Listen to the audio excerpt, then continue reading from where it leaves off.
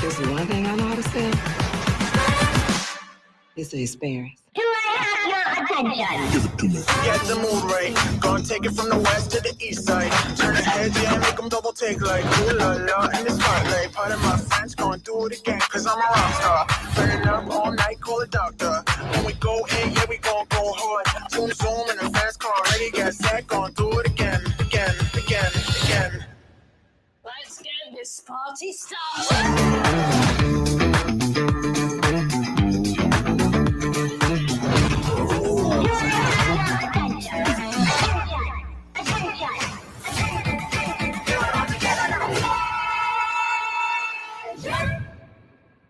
I hope you've had as much fun as I did. Hi, everyone. I'm Marc Lorber, sitting here in London right now. Just showed you something from my company, some of the shows that I work on. That's where I am now. You probably might want to know how I got here. It didn't happen overnight. So the story of how I got into film, and let's say more so television, starts in the middle of America with no connection to anybody in film or television. I was born in Michigan, moved to Texas, then moved to Kentucky, then moved back to Texas, then moved to Indiana, all before I was 12 years old. And then went to high school in Indiana and thought, like a lot of people perhaps, that I would go into something that looked more stable from the outset. I think that was what my parents thought and everybody around me thought, because we didn't know anyone who was in film or television, maybe a local TV reporter or something, but no one that made films or TV shows or anything like that. Of course, we had local actors and things. And so I went to school thinking I would go pre-law. And the first lesson was I thought I would be back east. That's where I thought I wanted to go to school, at schools in Washington or Boston, and had opportunity to be there. But I got a full ride scholarship to go to the last all-male liberal arts college in America called Wabash College, which is about an hour west of Indianapolis, in a town of maybe 30,000 people, and a school across 4 grades of a total of 850 guys. So for most people, the total school population was smaller than their high school graduating class. But they gave me a full scholarship, not on athletics, but on leadership and academic. So it was sort of a first lesson of, well, one, it was great money and great opportunity and a great honor. It wasn't where I thought I wanted to be, but it's where I could be. And there were greater advantages to that. And the lesson learned there is, it's not necessarily where you start. It's what you make of it and how you finish and what you do with it. So I've known lots of people who have gone to Penn and other Ivy League schools and Stanford and other, really well-regarded schools. And I've known people who've gone to schools you've never heard of, and you may never have heard of Wabash, although it's one of the top liberal arts schools in America now, and has quite an endowment and can provide its students with a lot of things. That's a recruitment pitch for them. And ultimately, all of those schools, all of those alumni, all of those things, they're great for opening doors initially and getting your first foot on the rung or two of the ladder. But beyond that, it's all up to you. And so, as I said, I've known really brilliant people from some terrific universities, and I've known some really dumb people from them too. And I've known brilliant people who've come out of and are working around me and for me and with me, schools that, were very tiny. Division I, Division II, Division III, even junior colleges initially. It's what they made of themselves. So take the opportunity. Everything is an opportunity, no matter where you are. And again, if you're not in America, I grew up in places in America where there was no connection to this industry and business as much.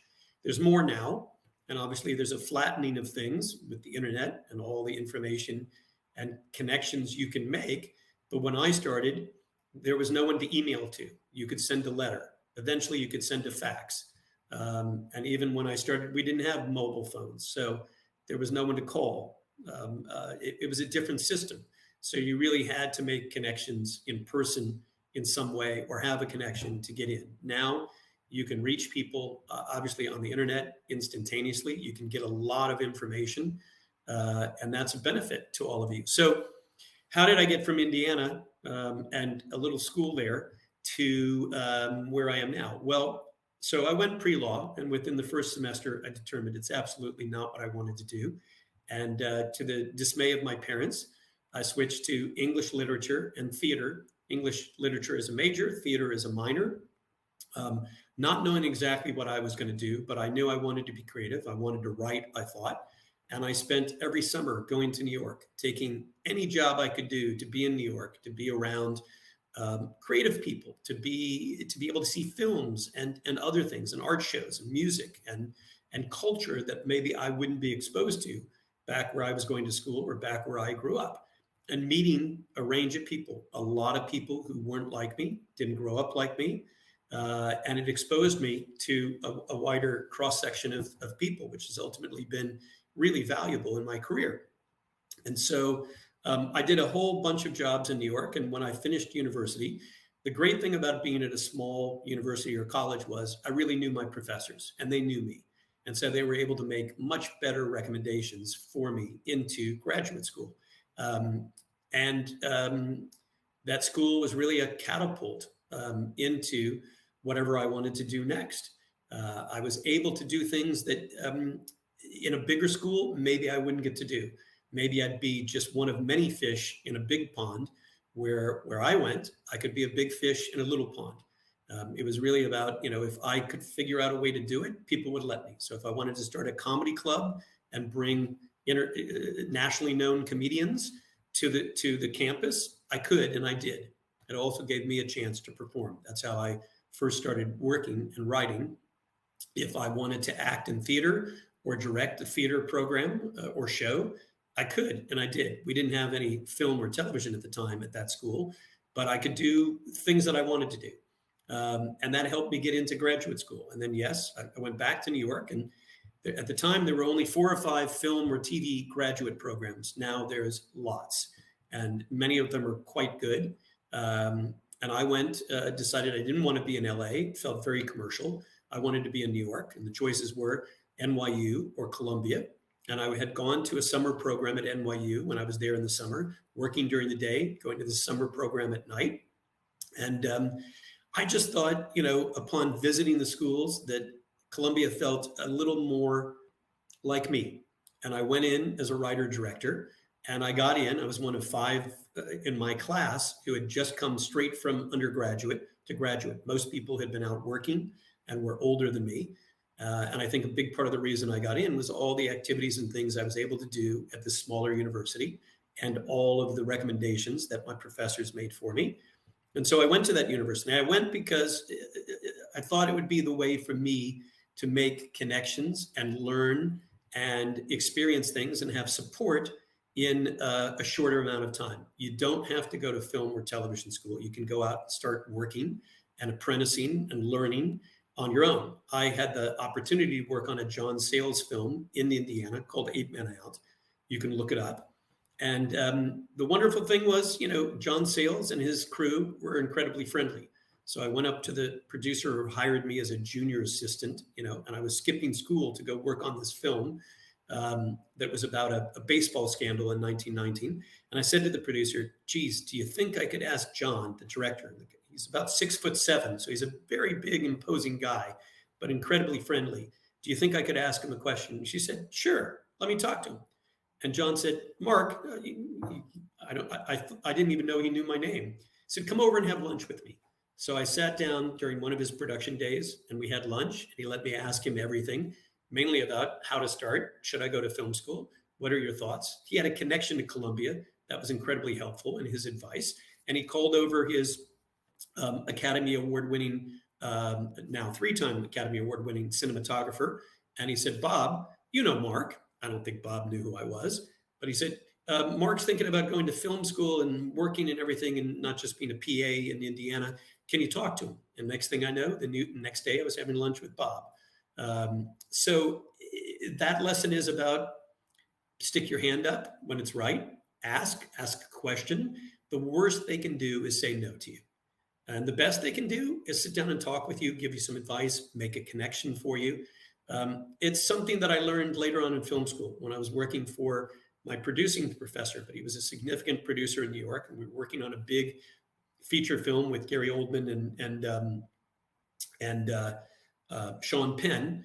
And I came into his office, and I was sort of a step above production assistant. He'd known me for a year. And I said to him, "Hey, Mike, I got some problems I want to talk to you about." And he said, "Get out of my office." And I looked at him. I was kind of shocked. And he said, "Get out." I didn't know what to say. And he said, "Here's the deal. I pay you to bring me solutions, not problems. When you figured out some solutions, come back and talk to me." And it taught me a lesson. That's a lot of my job. And what I do is figuring out solutions and options to problems rather than creating problems, seeing the problems ahead of time. It also taught me a few other things, which is there are no stupid questions. There are stupid people, but there are no stupid questions. If you don't know something, it's not stupid to ask. It's not naive to ask. Put your hand up. You'll almost never get in trouble for asking. You might annoy somebody. It might be the wrong time, so pick and choose the time you want to ask, but put your hand up and ask. It's not stupid. Now, if you ask the same question 3 times, I'm not going to tell you if you have a deficit of intelligence or not. I'll let you figure that out, but stick your hand up and ask. So that got me into film school in New York, and it allowed me to meet a lot of people and work on a lot of projects and make connections in a quicker amount of time. I had equipment, I had student insurance. My parents thought it was great because I was going to an Ivy League school to get my master's degree. Now, I've told people this before. If you ask me how many times I've been hired for any job or production because I had an Ivy League master's degree in film production from Columbia University, how many times I've been hired? 0. People might ask, they might find it fascinating where I went to school. I might run into other alumni. No one's ever hired me on that basis.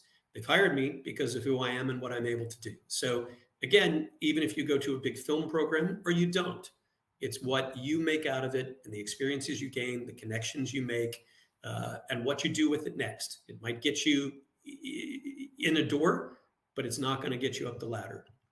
And, lastly, I'll tell you that ladder, it's not a straight ladder up. It's not a straight line. If you ask 10 people who are doing what I do or similar to what I do, how I got there, there's no overnight success. There's no straight line. It's a series of zigs and zags and pivots, maybe a step to the side, maybe 2 steps backwards to go 3 steps forward.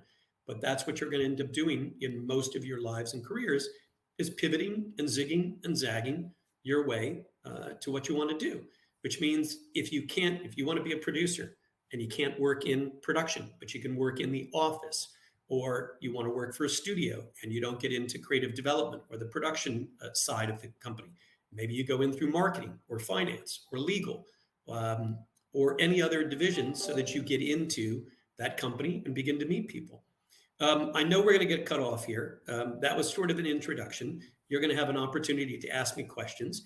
But basically, I just started going to film school, working in New York. I had some terrific opportunities, which we can talk about, working with Pedro Almodovar, working with David Lynch, people who really inspired me early on. And I went into film school as a writer-director. I left as a producer, helping them start their producing program, which hadn't existed. So, what you think you may be at age 19 or 20 or 21 may morph into something else. Don't feel that you have to be so set or so locked into something. You can change.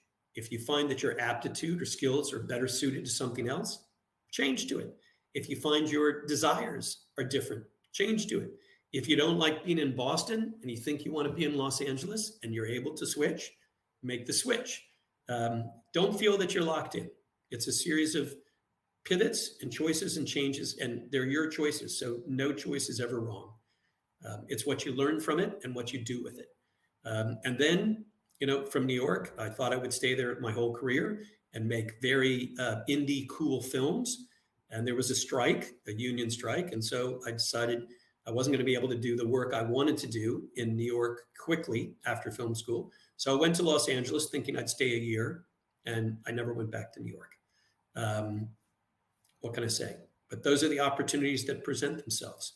And my first job in LA, an assistant job in a film studio, working for the heads of development and producers, I stayed a year until my boss, who was a producer, said, "You got to leave." I said, "Leave? I got this job. I got an apartment. I'm making money." She said, "Here's the thing. At your level, you need to either earn more or learn more, or both ideally, or you need to move on.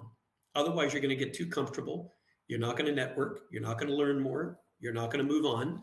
And it's something that stuck with me. You need to kind of keep moving forward and keep learning. And I am learning every day. Even with my age and experience, I learn something every day. And when I stop learning, that's probably when I'll retire. I think Harsha is going to cut me off here soon. I'll leave it open to questions. We can talk about what happened from the beginning in LA to some of the stuff you saw on that trailer sizzle clip that I showed at the beginning, and all the various companies I've been through, whether it was HBO or Sony or Disney or now Lionsgate, or all the things I did as an independent producer, from TV movies to series in America, and then in the last 20 years, significantly overseas.